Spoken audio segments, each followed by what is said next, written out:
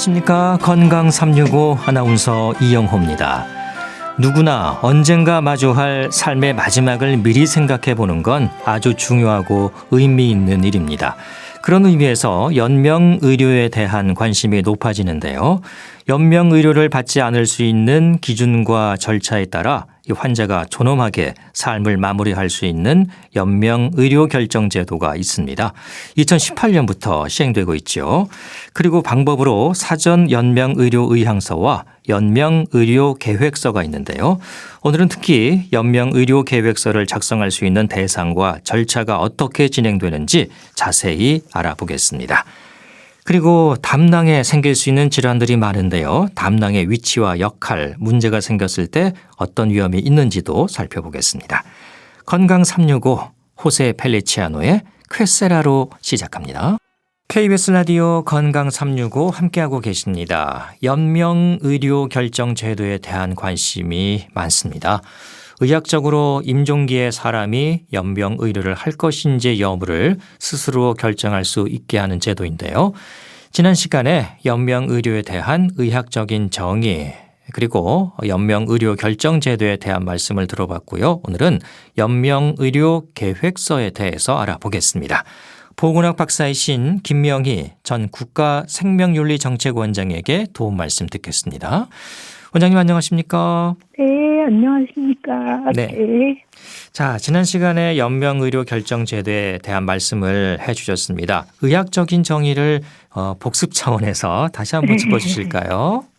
네, 일단 그 연명의료란 뭔가에서 임종 과정에 있는 환자라는 전제가 굉장히 중요합니다. 예. 그래서 임종 과정에 있는 환자에게 하는 심폐소생술, 혈액투석, 항암제 투여, 인공호흡기 착용 및 그 밖에 대통령령으로 정하는 의학적 시술이라 그래서 이제 의사 선생님 판단 하에 여러 가지 승합제를 쓴다든지 하는 것도 포함이 되게 되어 있습니다.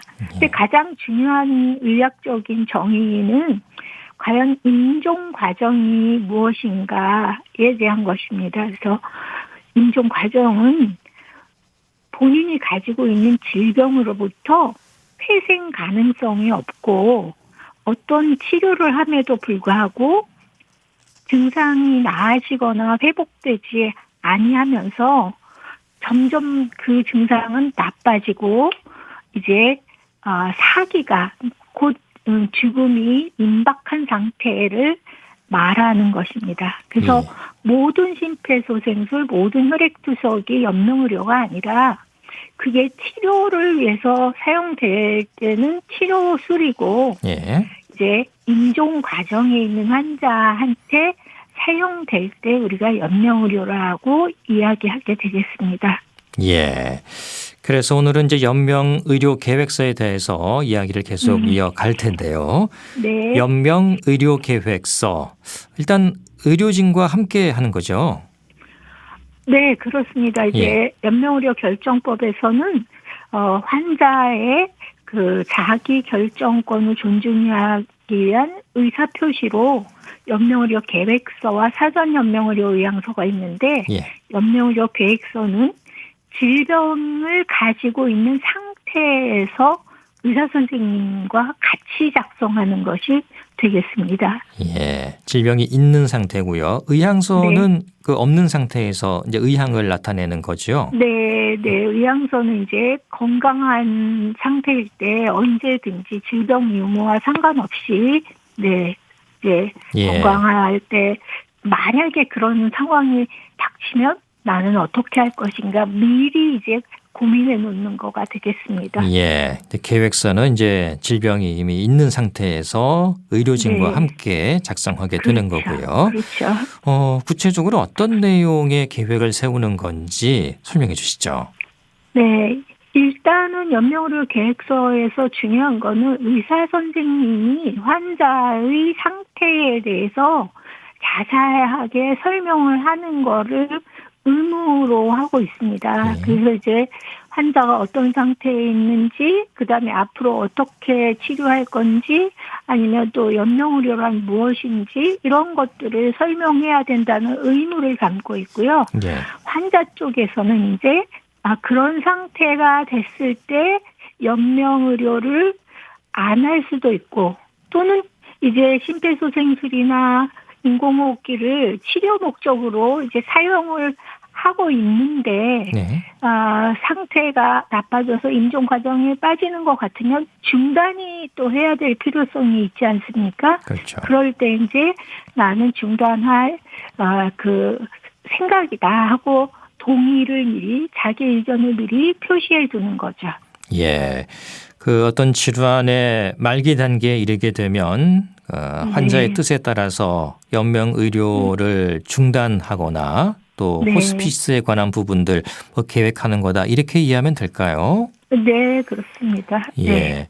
질병의 종류에는 제한이 있습니까?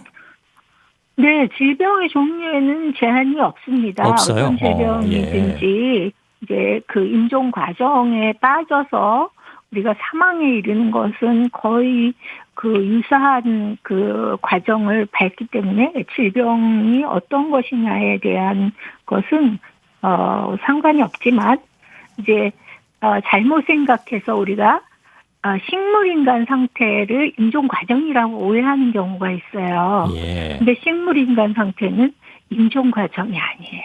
아닙니까? 왜냐하면 예. 식물인간은 비록 의식이 없지만 뭐 그 혈압이나 맥박이나 체온이나 또 이런 것들이 일정하게 잘 유지되고 있는 급속히 나빠지는 상태가 아니거든요. 예. 예, 그렇기 때문에 그런 이제 오해는 좀 없으셔야 되지 않을까 그런 생각입니다. 그렇군요. 식물인간하면 뭐 임종 상태다 이렇게 이제 오해할 수도 있는 건데 절대 아니라는 거, 예, 네, 잘 알고 네, 있어야겠습니다. 그렇죠. 네, 네. 말기 환자나 임종 과정에 있는 사람이 만약에 나이가 어리다, 미성년자다. 네. 그렇다면 그때는 어떻게 진행할까요? 부모님이 대신하게 되는 걸까요? 네, 그렇죠. 일단 예. 연명의료 결정법에서는 이제 미성년자인 경우, 즉 이제 법적으로 만 18세 이하인 경우에는 이제 법정 대리인이 함께 이제 하라고 되어 있는데 예.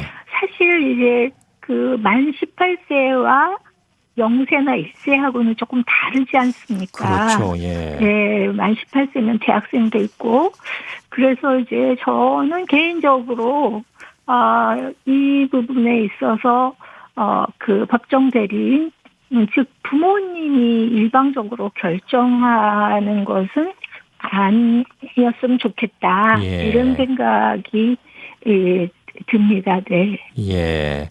어느 정도 좀 판단을 할 수 있는 미성년자도 있을 거고요. 또 아주 네, 나이가 그렇죠. 사실 또 어릴 수도 있잖아요. 좀 안타깝지만. 예. 네, 네, 네, 네. 그럴 때는 또 부모님의 의견이 또 작용하긴 할 텐데 네. 또 부모님 입장에서는 참 결정이 쉽지 않을 것 같다는 생각도 드네요. 네, 예, 좀 그렇죠. 어려운 네. 작업인 것 같습니다. 네. 아무튼 이게 연명의료계획서 담당 의사와 함께 작성을 하는 건데 일단 의사가 이 대상자에 대한 기준 네. 또 꼼꼼한 확인이 중요할 것 같습니다.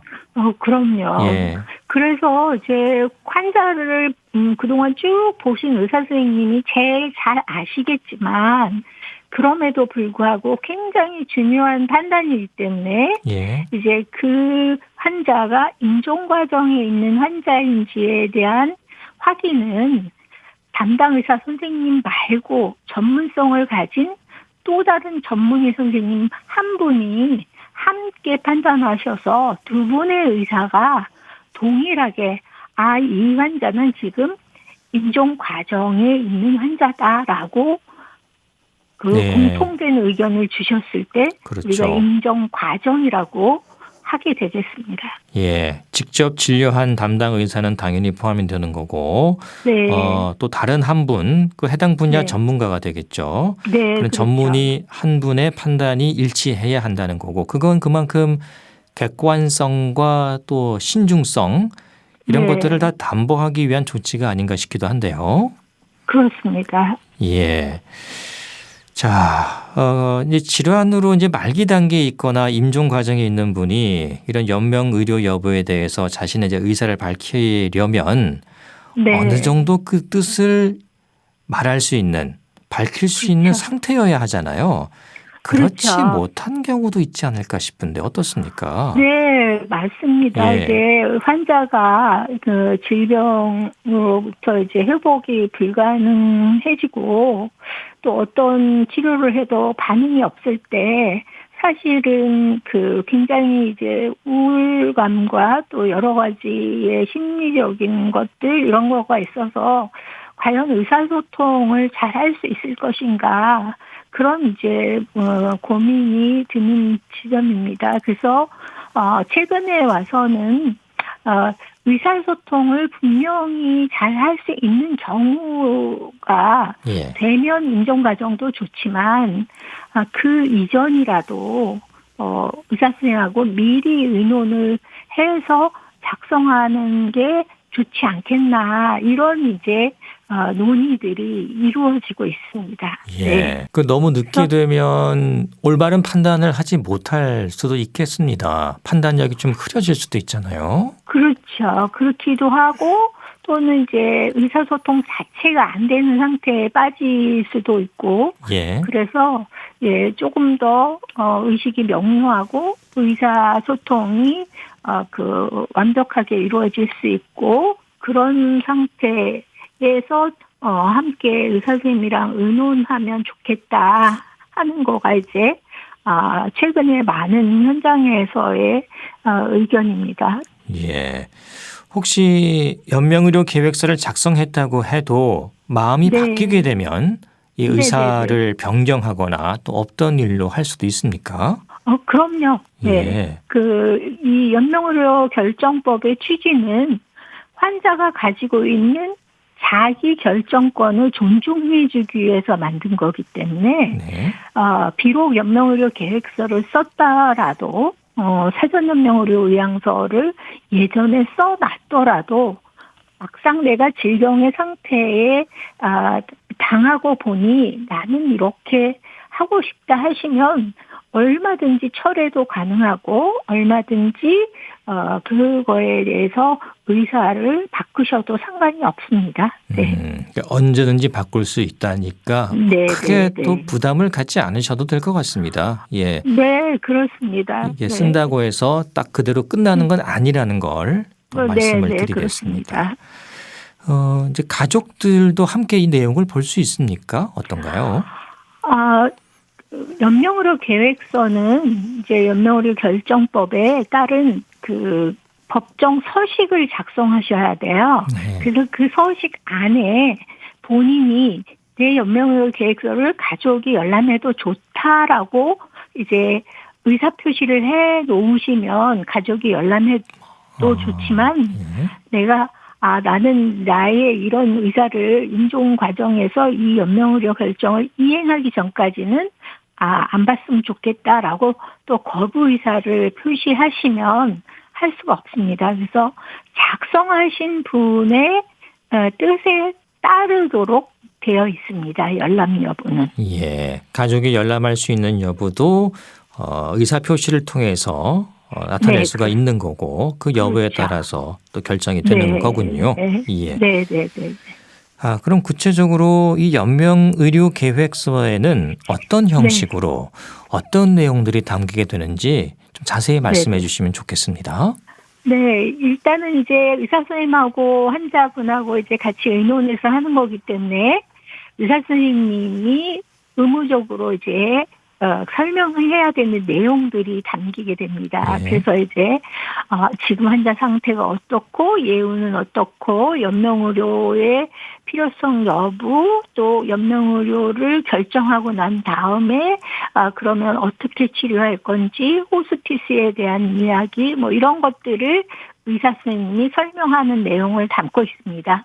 그다음에 이제 환자 쪽 입장에서는 설명을 잘 들었고 설명을 잘 이해했고 그 설명을 듣고서 나는 만약에 연명의료가 필요하다고 생각될 때 내가 임종 과정에 있다면 안 하겠다, 네. 유보하겠다, 또는 그 연명의료를 하고 있는데 상태가 안 좋아질 때 나는 중단하고 임종 과정에 들어가겠다. 뭐 이런 그 내용을 담고 있습니다. 그리고 조금 아까 말씀드린 대로 나의 이 의사 표시를 한 연명의료 계획서에 대한 가족의 열람 여부 이런 것들을 연명의료 계획서가 담고 있습니다. 예.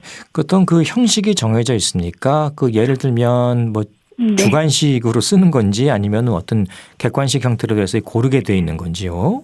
고르는 거는 아니고요. 법정 서식으로 되어 있어서 예. 이렇게 체크를 하도록 되어 있습니다. 네네. 네, 읽어보고 체크하고 그다음에 이제 서명 날인하고 이렇게 하는 이제 법정 서식이어서 그냥 의사 선생님하고 이렇게 면담해서 종이에 적는 게 아니라 그 특별한 양식의 일종의 하나의 서류가 되겠습니다. 예. 그 서식이 정해져 있는 거군요. 법정 네. 양식인 거고요. 예. 네네네. 그 뭐 그렇습니다. 임의로 서식을 만들어서 난 이렇게 하겠다라고 쓰는 건 아니라는 거고요. 네네. 예. 그렇습니다. 그리고 그 내용들이 딱 정해져 있고 그 내용에 따라서 네. 이거냐 체크를 하게 돼 있는 거고. 예. 네네네. 이게 법에 따라서 나오는 거기 때문에 법적 구속력도 그럼 있겠네요. 네, 뭐 법적으로 말하면 예. 이제 법적 구속력이 있지만 실질적으로 환자가 이제 급속히 상태가 나빠져서 의사소통이 이제 불가능한 상태에서 환자의 결정을 이제 이행해야 되지 않습니까? 예. 그런 시점에서는 사실 가족의 의견을 무시하기가 굉장히 어렵죠. 네, 네, 그렇죠. 가족이 부모님을 최선을 다해서 치료해달라 이렇게 얘기하시는데 안 된다. 부모님이 이거 써놨으니까 우리는 이거 그냥 안 하겠다. 아니면 이거 예. 중단하겠다. 이거는 참 어려운 거거든요. 그렇군요. 네, 그래서 저희가 항상 그렇게 말씀드립니다. 연명의료 계획서를 쓰든 사전연명의료 요양서를 쓰든 그것이 본인의 진정한 뜻이라면 쓰시면서 동시에 자녀분들에게 가족분들에게 나는 연명의료 계획서를 썼다. 사전연명의료 요양서를 썼다. 그래서 내 의견을 존중해 주기 바란다 하는 거를 임종 과정이 닥치기 전에 가족분들과 이야기 나누어 두시는 게 꼭 필요하다고 말씀드리고 있습니다. 네. 뭐 법적 양식이긴 하지만 또 마지막 과정에서 가족들의 의견을 또 무시할 수는 분명히 없는 거니까요. 예. 그렇죠. 이게 작성할 때 그럼 시간은 얼마나 걸립니까? 이게 그냥 바로 해야 되는 건지 아니면 좀 고민을 하고 할 수 있는 건지도 궁금하고요. 네, 고민을 하고 해야 되고 중요한 사안이기 때문에 의사 선생님이 설명을 하시고 환자가 또 궁금한 게 있고 그래서 질문을 하고 그러면 이제 그 정도의 차이는 있지만 30분 정도 안팎의 시간이 걸리는 걸로 현장에서 선생님들이 말씀하시고 계십니다. 네. 작성할 때는 한 30분 정도. 그 전에 충분히 또 숙고할 수 있는 시간은 드리는 거겠죠. 예. 네. 그리고 이 연명의료 계획서를 작성할 수 있는 의료기관에는 그 연명의료와 관련한 그 상담하는 분들이 계세요. 예. 그래서 의사 선생님하고 상담하시기 전에 그런 이제 절차나 이런 거에 대해서 평상시에 궁금하시면 아무 때나 미리미리 가서 상담하고 물어보고 그러시면 됩니다. 네. 작성하는 것과는 또 다른 문제잖아요. 예. 그러니까 평상시에 그런 이제 궁금증이 있으시면 그 연명의료 결정 제도와 관련한 병원 내에 상담 코너에 가셔서 상의해 두시면 네, 좋을 것 같습니다. 네, 담당 의사 선생님 외에도 그 다른 상담을 네. 해줄 수 있는 분들이 계시니까요. 미리 네. 충분히 알아보시고 네. 결정하는 데 도움을 받으시면 좋겠습니다. 네. 아까 이제 말씀해 주신 사전 연명 의료 의향서라는 것도 있잖아요. 그건 네. 이제 이미 건강할 때 미리 작성하는 네, 네. 건데 그것과는 어떤 차이가 있습니까? 일단은 사전연명 의료 의향서는 건강할 때 작성하기 때문에 예. 그 상담사들로부터 이제 상담을 받고 작성하는 거고요. 네. 이제 연명의료 계획서는 질병 상태에서 작성하는 거기 때문에 자신의 진료를 맡고 계시는 담당 의사 선생님하고 작성하는 게 되겠습니다. 예. 그래서 만약에 사전연명 의료 의향서를 건강할 때 작성해 놓으셨더라도 실질적으로 질병이 생겨서 병원에서 치료받으실 때는 또 의사 선생님하고 상의하셔서 연명의료 계획서도 다시 쓰실 수도 있고요. 예. 또 이제 그게 번거롭다고 생각하시면 의사 선생님한테 나는 사전연명 의료 의향서를 써놨습니다. 근데 내 마음이 바뀌지 않았습니다라는 의사 표시를 예. 하시면 연명 의료 계획서를 다시 작성하지 않으셔도 됩니다. 예. 그럼 의향서와 계획서 그 내용의 차이는 큽니까? 어떤가요? 내용의 차이는 이제 아무래도 예. 연명의료 계획서는 질병의 상태에서 작성하는 거기 때문에 의사 선생님이 환자의 지금 상태와 질병에 관한 내용을 주로 상담해서 이제 작성을 하는 거고요. 예.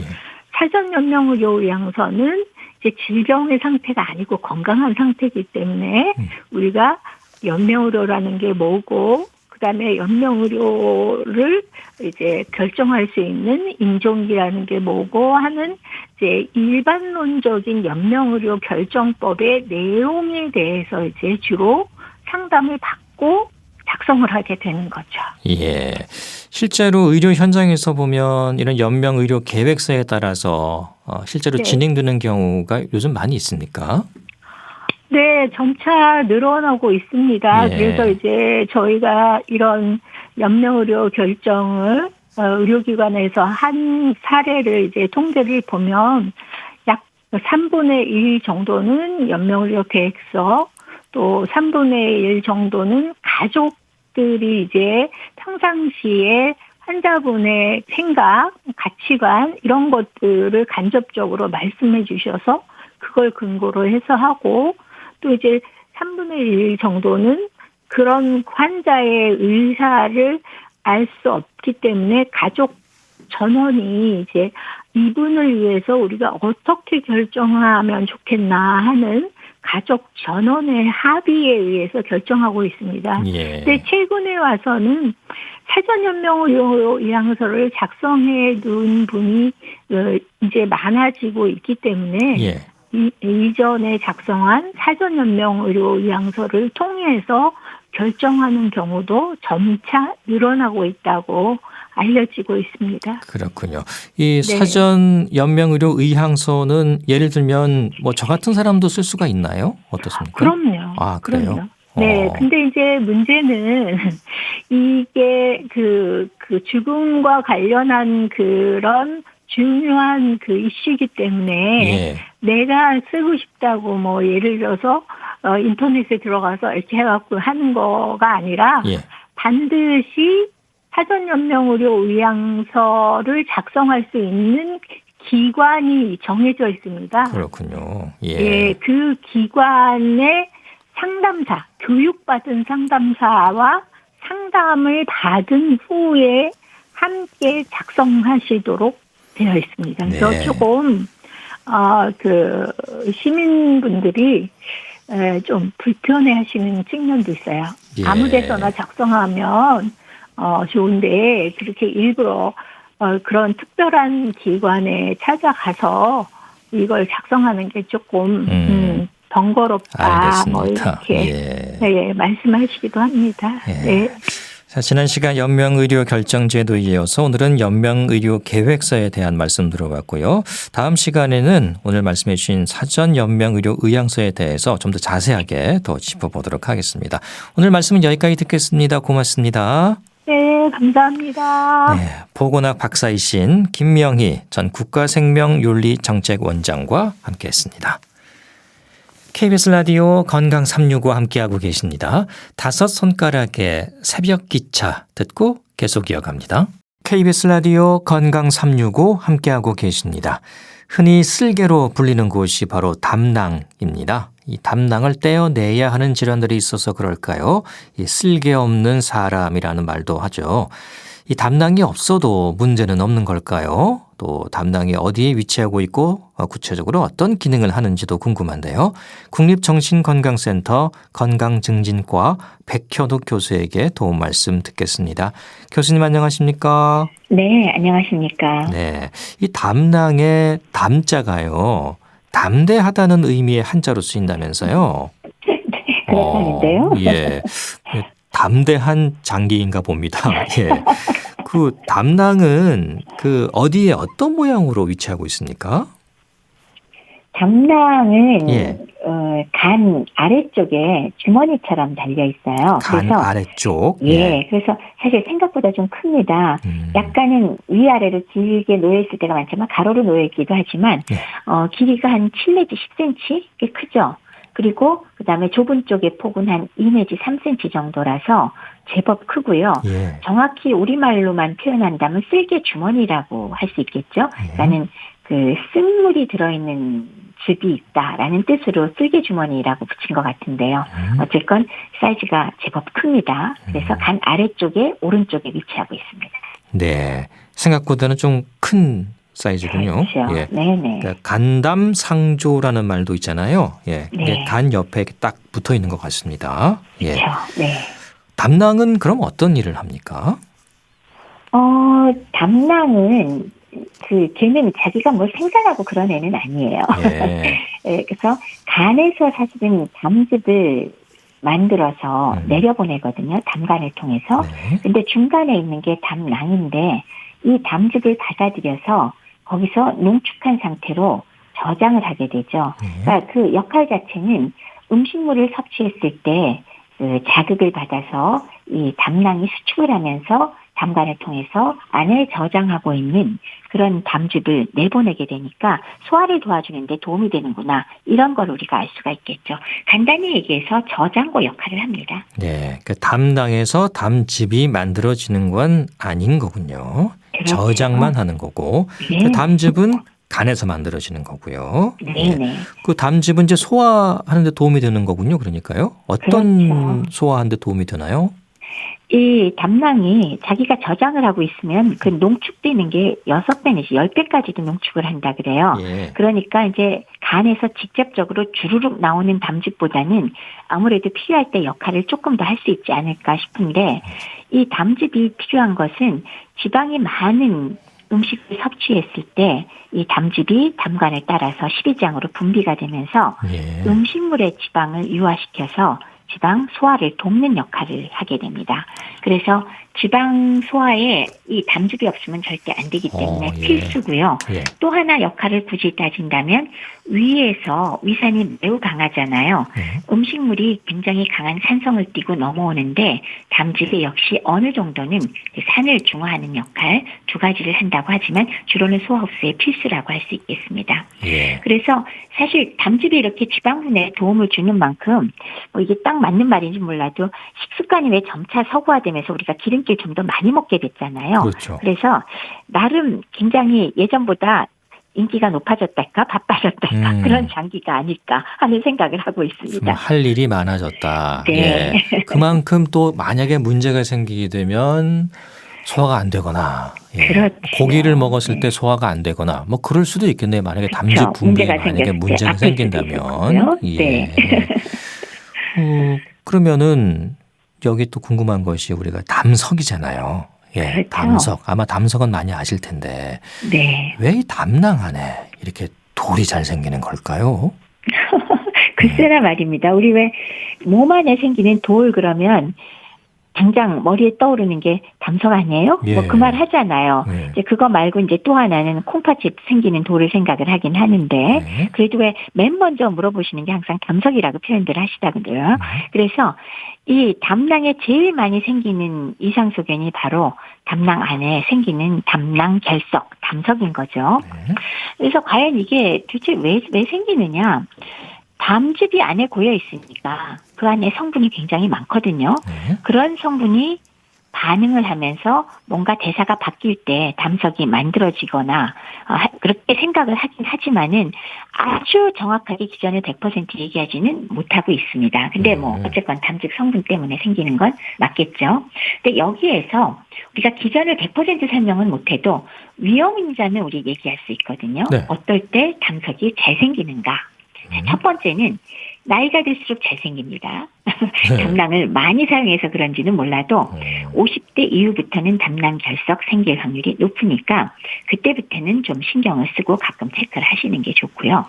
두 번째는 남자와 여자 중에서 여자한테 더 많이 생깁니다. 아, 여성한테요? 네. 예. 그래서 여성이 남성보다 2배나 담낭 결석 환자가 많거든요. 그래요? 그래서 이건 여성 호르몬하고 영향이 분명히 있다고 생각을 하고 있고요. 네. 그다음에 콜레스테롤 자체가 또 뭉쳐지면서 돌이 생기게 하는 원인이 될 때가 많기 때문에 당연히 고지혈증, 이상지질혈증 환자 잘 생기겠죠. 네.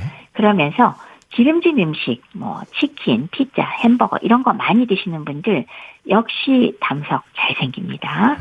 그런데다가 유전력이 있으면 잘생길 수 있겠죠. 이건 뭐 당연한 얘기가 될 거고요. 예.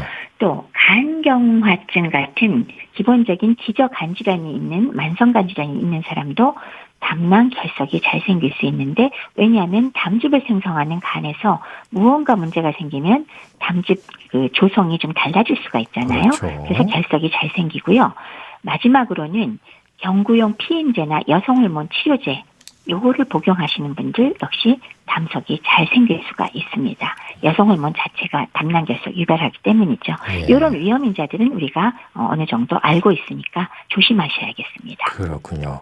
구체적으로 어떻게 해서 돌이 생기는지는 명확하게 확인하기가 좀 어렵지만은 그래도 그런 위험 요인들은 있군요. 그렇죠. 네. 예. 그럼 이 담낭 안에 담석이 생겼을 때 이거 그냥 그대로 둬도 괜찮은 건지 있어도 괜찮습니까? 괜찮다고 하면 안 되겠죠. 예. 왜 앞서 제가 말씀드리다 말았지만은 왜 담석의 성분에서 그 몸의 대사 변화에 따라서 구성 성분이 변하고 대사 변화가 오니까 결석이 잘 생긴다고 했잖아요. 예. 그래서 담석 종류를 콜레스테롤 담석과 그 색소가 많이 침착된 흑색 담석 이렇게 나눠요. 근데 콜레스테롤 담석은 어느 정도는 이제 다 원인이 되기 때문에 이제 두 가지가 섞인 것도 있고요. 근데 그 콜레스테롤 담석이 생기는 게 앞서 말씀드린 고지방식 그리고 피 속에 고지혈증이 있을 때 잘 생기는데 결국은 담즙 내에 콜레스테롤이 과포화가 되어서 농도가 높아지면 이 콜레스테롤이 핵을 형성하면서 그러면서 이게 생기기 시작한다는 거, 요거 하나는 우리가 어느 정도 짐작을 하기는 합니다. 그래서 실제 검사하다 보면 콜레스테롤이 조금씩 뭉쳐져 있는 그런 상태, 그런 분들은 우리가 검사상에 볼 때가 많거든요. 거기다가 담낭의 수축 기능이 감소했을 때 역시 잘 생긴다. 그런 게 있고요. 또 하나 흥미로운 건 비만의 경우는 고지혈증과 연관돼서 잘 생긴다고 우리가 짐작은 하는데 급격하게 체중 감소가 있을 때도 돌 잘 생긴다는 거 염두에 두세요. 다이어트 한다고 갑자기 살 빼면 담석 잘 생깁니다. 예. 그래서 이런 것들이 문제가 된다는 걸 알고 있으면서 그러면 아니 생겨도 걔가 그 이상 문제를 안 일으키고 뭐 그냥 돌 하나 갖고 다녀도 괜찮다면 문제 없지 않은가 하는 걸 지금 말씀하신 거잖아요. 예. 담낭 내에 사실 완전 무증상으로 제법 큰 돌이 있는데 전혀 증상 없이 그냥 끄떡없이 지내시는 분들 사실 있습니다. 있어요. 그러니까 막 예. 1cm 이 정도도 담낭 내에 점잖게 있으면서 아무 문제 없이 우연히 발견했는데 그냥 5년, 10년 멀쩡하신 분도 있어요. 네. 사실 그럴 때는 오히려 뭐 크게 문제가 안 된다 그러면 급히 수술하거나 약물 치료하거나 그러지 않는 경우도 있기는 있지만 많은 경우에 여러 가지 크기의 담석들이 움직이거나 좁은 그 담낭관에 가서 끼면서 염증을 일으키거나 부담을 줘서 문제를 유발할 때가 굉장히 많죠. 예. 그래서 담낭엽을 급성과 만성을 유발할 수가 있고 그러면서 이렇게 염증이 오래오래 지속될 때는 담낭암의 가능성도 높아진다고 하니까 네. 상대적으로 그냥 내버려 두면 안 되고 그때그때 따라서 환자에 따라서 상태에 따라서 정확한 치료를 받으실 필요가 있겠습니다. 예. 이게 경우에 따라서는 이제 통증이 아주 심한 경우도 있는 거죠. 그렇죠. 예. 이 통증이라는 거는 넓은 데에서 널널하게 있을 때는 통증이 오질 않는데 사실은 이 통증 생기는 건 되게 담석이 아주 크지 않는 적당한 크기의 담석이 움직이면서 좁은 담낭관 같은 데 가서 끼어서 그때 경련성처럼 발생하게 됩니다. 대개 통증의 위치는 아까 담낭 위치를 말씀드렸을 때 간이 오른쪽에 있고 그 밑에 있어서 우측 상복부 통증이라고 우리가 얘기를 하거든요. 근데 그거를 명치라고 느끼는 경우도 사실은 있지만 대체로 정확히 보면 우상복부에 통증이 생기고 또 어깨까지 뻗칠 수도 있고요. 그래서 좁은 데 끼어서 오는 그 통증이기 때문에 이 통증이 올 때는 정말 엄청나게 아프죠. 예. 근데 여기에 더불어서 막히니까 염증이 동반될 가능성이 높아서 그럴 때는 빨리 병원에 오셔서 막힌 거를 풀어줄 수 있게 도를 해결을 하고 마찬가지로 염증 치료도 빨리 하지 않으면 이 담낭염 자체가 역시 폐혈증이나 더 큰 문제증을 일으킬 수가 있습니다. 예. 그리고 그럴 정도로 통증이 심한 게 아니더라도 만성적으로 소화불량이나 속쓰림이나 미식도 역류 증상 같은 증상이 나올 수가 있고 위경련도 발생할 수 있어서 담낭 결석이 이것의 원인인지 아닌지는 우리가 제대로 좀 치료를 해가면서 확인할 필요가 있습니다. 예. 그런 담석으로 인한 합병증의 위험도 있는 거죠. 그렇죠. 예. 담석의 경우 이제 합병증은 사실 이미 말씀드린 건 있는데 급성기에 아주 통증을 유발하면서 급성 담낭염과 담관염을 일으킬 수가 있죠. 이거는 좁은 관에 가서 끼어서 돌이 막아버리기 때문에 흐름을 막아버리잖아요. 그래서 통증과 함께 그 염증을 유발하는 게 있는데요. 이거는 급성 통증은 급성에 맞춰서 빨리 돌을 빼고 혹은 수술을 하고 염증 치료를 하게 되는데 급성으로 아주 심각한 통증은 아니더라도 오랫동안 담석이 머물러 있을 경우에 만성 담낭염을 유발할 수가 있는데 앞서 말씀드렸듯이 이것이 바로 담낭암의 위험 인자 중에 하나로 알려져 있어서 어떤 면에서는 지금 말씀드린 이 내용들이 중요한 합병증이 되겠습니다. 네. 그러니까 극심한 통증으로 올 수도 있지만은 좀 소화가 잘 안 되고 좀 체한 것 같고 그런 느낌 정도로도 올 수가 있는 거네요. 예. 네, 맞습니다. 그렇게 되면 뭐 괜찮겠거니 하고 좀 진단이 늦어질 수도 있겠습니다. 그럼요. 예. 그렇게 늦어지는 것의 경우가 사실 진짜 문제가 되겠죠. 네. 그래서 사실은 그 예전 같으면 놓치는 경우가 꽤 많았는데 요즘에는 사실 건강검진들 많이 하시잖아요. 예. 이 담석은 가장 잘 찾을 수 있는 방법이 복부 초음파 검사하는 거거든요. 네네. 이 초음파 검사가 사실 담석을 찾는데 가장 좋은 방법입니다. 그리고 상대적으로 초음파 검사가 뭐 방사선에 쪼이는 것도 아니고 그리고 침습적으로 찌르거나 이런 걸 안 하기 때문에 최근에는 건강검진을 통해서 많이들 하고 있어서 우연히 이렇게 초음파 검사, 건강검진하다가 발견되는 경우가 많아서 예전보다는 좀 더 잘 찾는 경우가 됩니다. 실제로 담낭결석의 경우 85%는 초음파로 발견할 때가 많고요. 네. 그럼 나머지는 뭘로 발견하냐? CT로 발견하죠. 한 15% 정도는 CT로 발견하는데 예. 특히나 CT의 경우는 돌만이 아니라 주변에 염증이 얼마나 심하냐 아니면 그걸로 인해서 주변에 다른 장기에 염증을 일으켰냐 이런 것들을 또 구별하는 게 좋기 때문에 CT나 초음파가 건강검진할 때 좀 간혹은 검사해 볼 필요가 있지 않을까 하고 오히려 좀 권고를 해보는 상황입니다. 네. 복부 CT도 도움이 된다는 거군요. 그렇죠. 예. 초음파도 요즘 많이 하고 있으니까 네네. 또 확인이 쉽다는 거고요. 네. 그러니까 이게 이제 소화 장애로 증상이 느껴질 수도 있으니까 우리가 흔히 아는 역류성 식도염 같은 걸로 오해할 수도 있겠는데요. 그렇죠. 그리고 또 요새는 역류성 식도염 내시경도 많이 하고 또 역류성 식도염에 대해서 관심도 많아지기 때문에 사실 속쓰림이 있다거나 가슴이 아프다거나 뭐 트림을 한다거나 소화가 안 된다거나 이런 거가 어쨌건 역류성 식도염이라고 생각하고 계속 치료를 하는 경우도 우리가 많이 있거든요. 네. 그런데 실제로 담석에 의한 소화 장애가 특히나 기름진 음식을 먹고 소화가 안 될 경우에 담석에 의해서 이 비슷한 증상이 생길 수도 있기 때문에 이런 경우에 그냥 역류성 식도염 약만 주면서 경과를 보시지 말고 네. 담석 여부를 한 번쯤 초음파 검사 정도 혹은 CT를 해서 확인해 볼 필요가 있겠습니다. 네. 그럼 역류성 식도염과 구분되는 증상이라고 하면 특히 이제 지방을 드셨을 때 소화가 잘 되나 안 되나 그런 걸 확인해 보는 것도 필요하겠네요. 그렇습니다. 근데 사실 소화가 안 된다는 분이 지방분이 소화가 잘 된다는 분은 별로 없거든요. 물론 그렇긴 그래서 합니다만. 완벽한 구별은 예. 어렵지만 지방 식이에 특별히 민감한 경우는 특히나 담석을 좀 더 고민해 볼 필요가 있다는 거죠. 그런데 이제 담석이 췌장염을 일으킬 수도 있다는 말을 들었거든요. 예. 그 담낭과 췌장은 조금 뭐 별도의 장기가 아닐까 싶기도 한데요. 어떻습니까? 맞습니다. 예. 그러니까 느닷없이 담석이 무슨 췌장염 그런 생각이 들잖아요. 예. 근데 췌장염을 일으키는 원인 중에 쭈르륵 내려가면 두 번째쯤 담석이거든요. 예. 그래서 왜 그러냐? 이것은 이제 담석이 보통은 이제 크기가 아주 큰 거는 담낭 내에 얌전히 있거든요. 그런데 좀 작은 것들이 말썽을 일으키면서 담낭관을 통해서 십이지장으로 나오잖아요.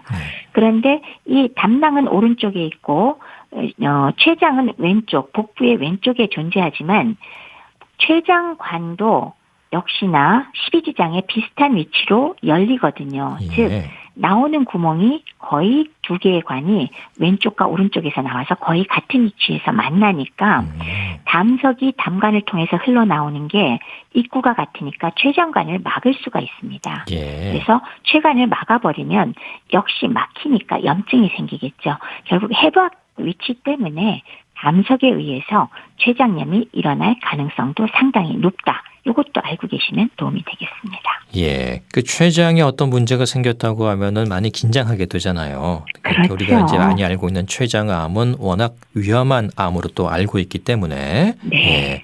이 췌장염 부분도 살펴봐야 할 텐데 그럼 이런 건 어떻게 볼 수 있을까요? 예, 또 어떤 그 초음파로 가능한 건지 아니면 어떤 뭐 내시경 검사 같은 걸 받아야 되는 건가요? 담낭 결석이나 담관 결석, 췌장염은 초음파로도 웬만큼 구별이 되고요. 예. 경우에 따라 염증 정도를 보기 위해서 초음파 CT를 같이 진행하곤 합니다.